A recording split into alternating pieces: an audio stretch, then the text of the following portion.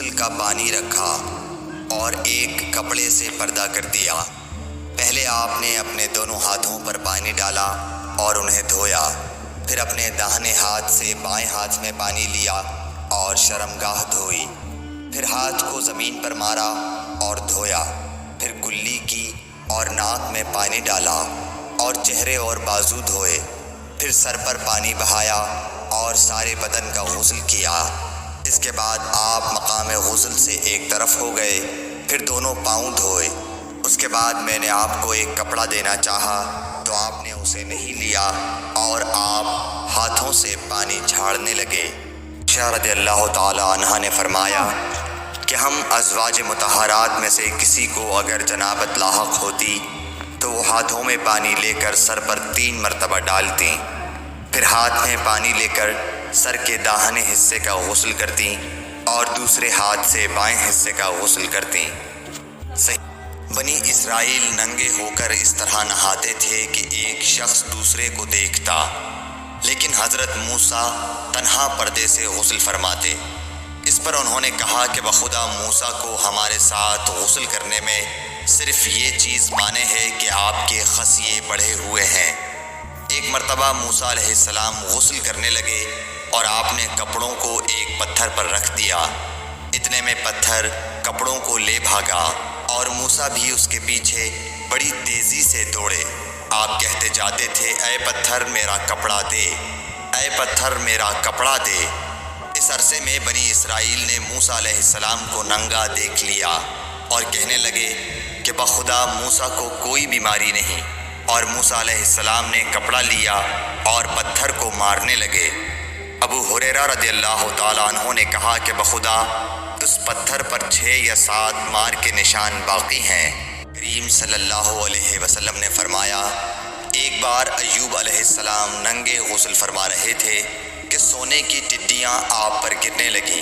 حضرت ایوب علیہ السلام انہیں اپنے کپڑے میں سمیٹنے لگے، اتنے میں ان کے رب نے انہیں پکارا کہ اے ایوب، کیا میں نے تمہیں اس چیز سے بے نیاز نہیں کر دیا جسے تم دیکھ رہے ہو؟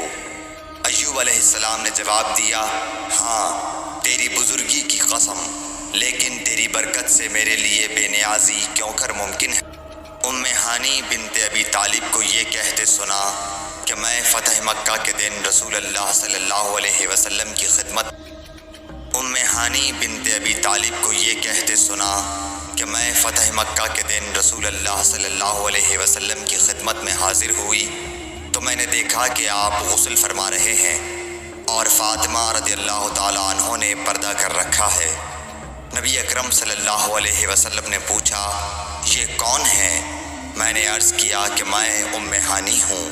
عنہا نے کہا، جب نبی کریم صلی اللہ علیہ وسلم غسل جنابت فرما رہے تھے، میں نے آپ کا پردہ کیا تھا تو آپ نے پہلے اپنے ہاتھ دھوئے، پھر داہنے ہاتھ سے بائیں پر پانی بہایا اور شرمگاہ دھوئی، اور جو کچھ اس میں لگ گیا تھا اسے دھویا، پھر ہاتھ کو زمین یا دیوار پر رگڑ کر دھویا، پھر نماز کی طرح وضو کیا پاؤں کے علاوہ، پھر پانی اپنے سارے بدن پر بہایا اور اس جگہ سے ہٹ کر دونوں قدموں کو دھویا۔ وسلم سے ابو ہریرہ رضی اللہ تعالیٰ عنہ کی ملاقات ہوئی۔